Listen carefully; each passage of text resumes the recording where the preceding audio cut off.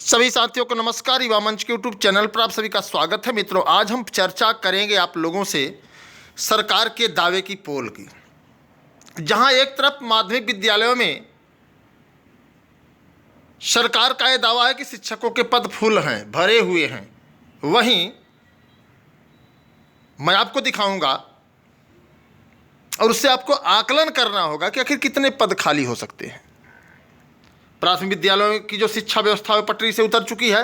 सरकार उस शिक्षा को ध्वस्त करना चाहती है ताकि आप भी प्राथमिक विद्यालयों में अपने बच्चों, अपने परिचय, किसी का भी नाम न लिखवाइए, ताकि सरकार प्राथमिक विद्यालयों को बंद कर दे।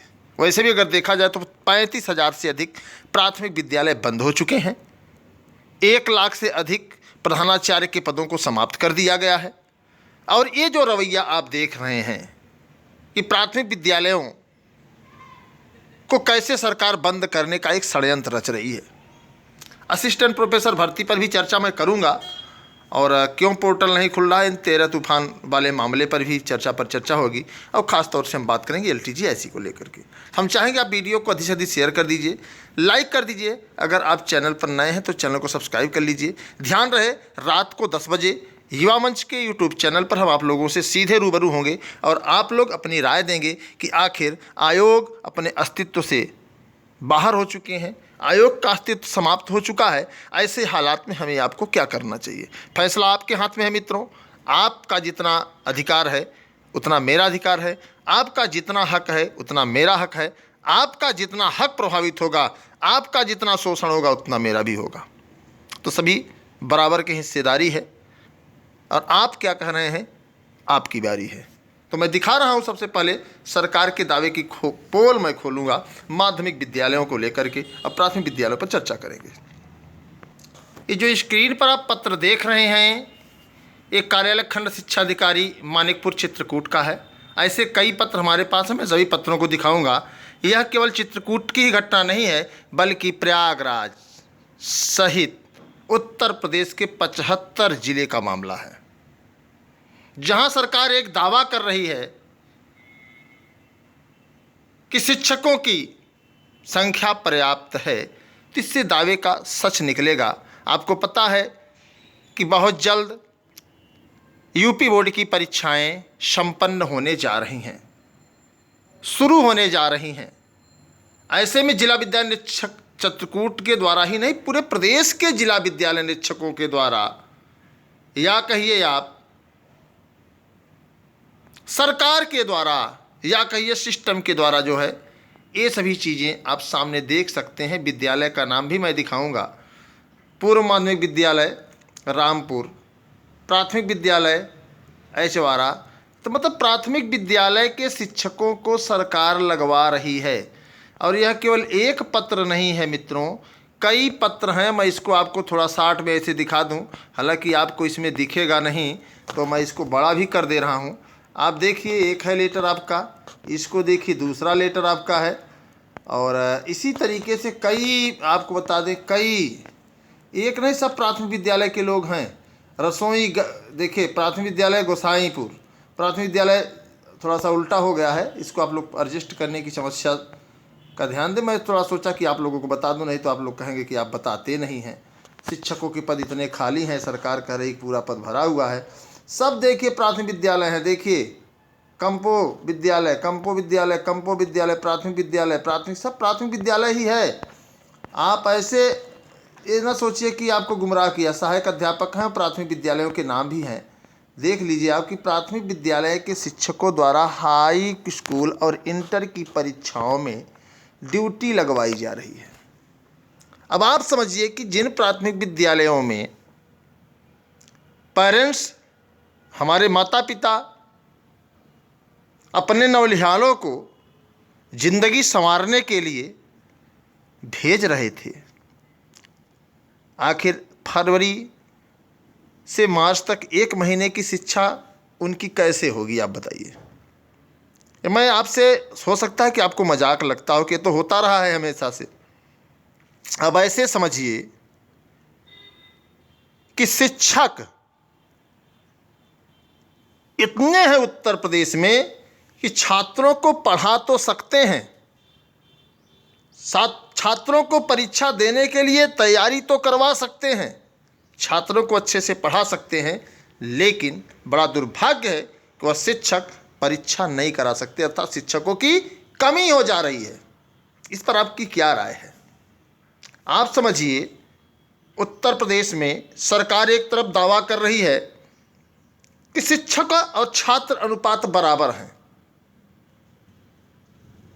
अब आप समझिए, जब शिक्षक और छात्र अनुपात बराबर हैं तो माध्यमिक विद्यालयों में जो शिक्षक कार्यरत हैं उन विद्यालयों के शिक्षक परीक्षा नहीं करा पाएंगे क्या? अब सवाल इस बात का है, सरकार क्यों दावा कर रही है? और सबसे बड़ी बात, जो पीड़ा है, जो वेदना है, मैं उसको आप लोगों के बीच में बताना चाहूँगा। चलो सरकार कैसे करा रही, नहीं करा रही, शिक्षक हैं नहीं हैं, लेकिन जो प्राथमिक विद्यालय के बच्चे हैं, वैसे ही प्राथमिक विद्यालयों में कई तमाम समस्याएं। अभी विजय किरण आनंद जी ने लेटर जारी किया कि प्राथमिक विद्यालय के शिक्षकों से कोई इतर काम नहीं लिया जाएगा। या सिर्फ पेपरबाजी, लेटरबाजी, भाषणबाजी से उत्तर प्रदेश चल रहा है, और हमारे उत्तर प्रदेश के नौजवान भाषण सुनने में मगन हैं, पेपर पढ़ने में मस्त हैं। जागो भाई जागो, प्राथमिक विद्यालय 1 महीने तक बंद रहेंगे। सरकार ने 51,112 पदों का खाली पदों का हल्फनामा सुप्रीम कोर्ट में लगाया है। अब आप ऐसे समझिए कि ऐसे में प्राथमिक विद्यालय की शिक्षा दीक्षा क्या होगी? प्राथमिक विद्यालयों की कमर तोड़ी जा रही है और आप लोग मौन रहिए, क्योंकि कल जब आप बेरोजगार रह जाएंगे तो आपके बच्चे ही इन्हीं विद्यालयों में पढ़ने जाएंगे और आपको ढूंढना पड़ेगा। आज सरकारी विद्यालयों की बात अगर छोड़ी जाए तो प्राइवेट विद्यालयों में कमर तोड़ फी महंगाई है, फीस है, बच्चे की वजन से ज़्यादा उसके झोले वजन है। आप लोग कहाँ जी रहे हैं? क्यों नहीं सरकार जो है समान शिक्षा लागू कर देती है, चाहे प्राइवेट विद्यालय हो चाहे सरकारी विद्यालय? नहीं लागू कर पा रही है। लेकिन हम आप ये सोचते हैं कि बस हमको भर्ती चाहिए। हम यूट्यूब तभी देखेंगे, हम अनिल सिंह को तभी पूछेंगे जब अनिल सिंह कहेंगे कहाँ टीजीटी पीजीटी की परीक्षा घोषित। मत देखो यार, जागना होगा आपको, हर मोर्चे पर आपको सवाल खड़ा करना होगा। प्राथमिक विद्यालयों की शिक्षा दीक्षा क्या होगी? 1 महीने कौन पढ़ाएगा? प्रधानमंत्री जी पढ़ाएंगे, मुख्यमंत्री जी पढ़ाएंगे, विजय किरण आनंद पढ़ाएंगे, सरिता तिवारी पढ़ाएंगी, दीपक कुमार, कौन पढ़ाएगा? देश को बर्बाद तो किया ही जा रहा है, प्रदेश को भी बर्बाद करने में कोई कसर नहीं छोड़ा जा रहा है। आप समझिए कि शिक्षक इतने पर्याप्त हैं कि शिक्षा दे सकते हैं, लेकिन परीक्षा नहीं ले सकते। अब आप समझिए आखिर क्यों? सरकार की मंशा क्या है? सरकार चाहती क्या है? आखिर सरकार ने दिखाना क्या चाहा? ये केवल मामला चित्रकूट का नहीं है। उत्तर प्रदेश में 75 जिले हैं, 75 जिले में आप घूम करके पता लगा लीजिए कि जितने प्राथमिक विद्यालय हैं, सभी प्राथमिक विद्यालय के शिक्षकों को जो सीधे हाई स्कूल, इंटर कॉलेजों में परीक्षा, बोर्ड परीक्षा कराने को लेकर के ड्यूटी लगा दी गई है। हद है यार। सरकार भी इतना झूठ बोलती है ना, कुछ पचा नहीं पाती है। लेकिन हम आप सरकार का गुणगान करने में मस्त हैं, स्वस्थ हैं, अस्वस्थ हैं। फिलहाल ठीक है, जो आप सोचते हैं वही हम वही सोचें तो ज़्यादा बेहतर होगा। आइए हम बात करते हैं असिस्टेंट प्रोफेसर भर्ती पर, थोड़ा सा कुछ चर्चा हो जाए। अब आप लोग सामने हैं तो कुछ चर्चा हमारा बनता है, तब तक देख लीजिए, बड़ी लिस्ट आई है हमारे पास। मैं धीरे धीरे सब। अध्यक्ष न होने से आवेदन दोबारा शुरू करने पर निर्णय अटका। अब समझिए आप, अभी हाल ही में यूजीसी नेट और CSIR नेट उत्तीर्ण अभ्यर्थियों ने प्रदेश के अशासकीय महाविद्यालयों में विज्ञापन संख्या 51 के तहत असिस्टेंट प्रोफेसर भर्ती के लिए आवेदन का एक अतिरिक्त अवसर देने की मांग की थी।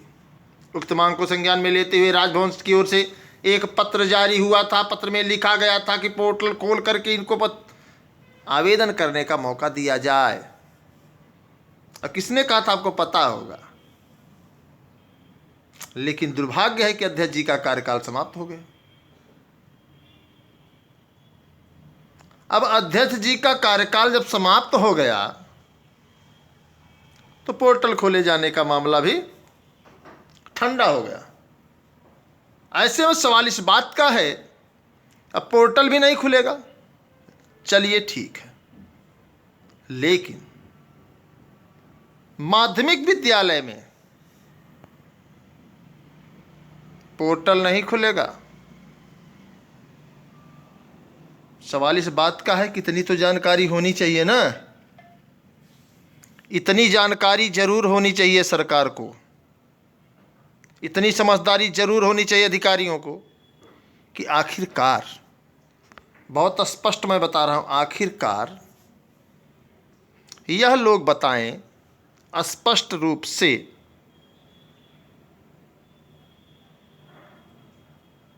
कि उनको ये पता था कि उच्च शिक्षा सेवा चयन आयोग के, उच्चतर कह लीजिए, उच्चतर शिक्षा सेवा आयोग के अध्यक्ष 4 फरवरी को रिटायर हो रहे हैं, 6 फरवरी को रिटायर हो रहे हैं। अब वहां से आदेश, वहां से लेटर जारी हो गया। जब सरकार इतना गंभीर थी परीक्षा कराने को लेकर के, तो सरकार को तो पहले सिस्टम को, पहले आला अधिकारियों को तो लेटर नहीं जारी करना चाहिए, बल्कि प्रेशर देना चाहिए परीक्षा तिथि घोषित करो। और अगर जारी किया भी तो अब तो सरकार के सामने एक संकट आ गया ना कि मेंबर्स को भेजिए, अध्यक्ष को भेजिए, आयोगों को सक्रिय करिए।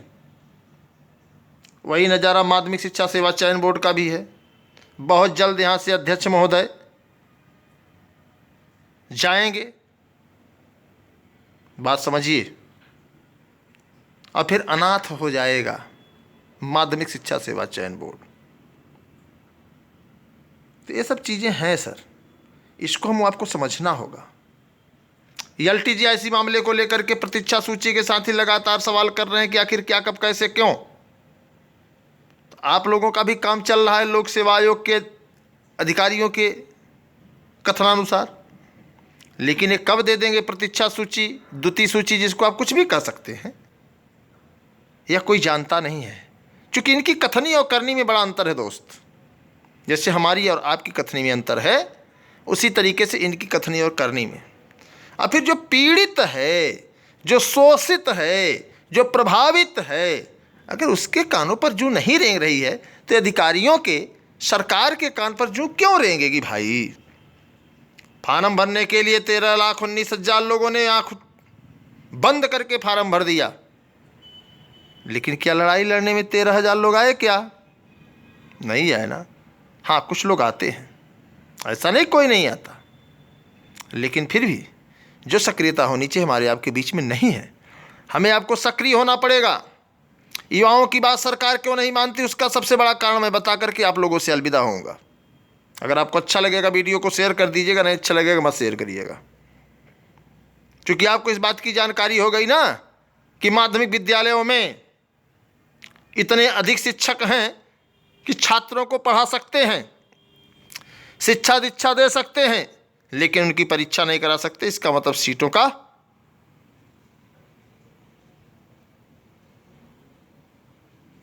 मामला कुछ है। यही कारण है कि प्राथमिक विद्यालय के शिक्षकों को माध्यमिक विद्यालयों की परीक्षा कराने हेतु जो है स्टैंड किया जा रहा है, खड़ा कर दिया जा रहा है, ड्यूटी लगा दी जा रही है, और उसी के साथ प्राथमिक विद्यालयों को लुल्ल बना दिया रहा है, शिक्षा विहीन बना दिया जाएगा। इन सभी चीज़ों को लेकर के हमें आपको मंथन करना चाहिए, विचार करना चाहिए। अगर हम आप विचार नहीं करेंगे फिर कौन करेगा दोस्त। तो मिलते हैं रात 10 बजे युवा मंच के यूट्यूब चैनल पर एक विशेष चर्चा में। इसी के साथ आप सभी को धन्यवाद।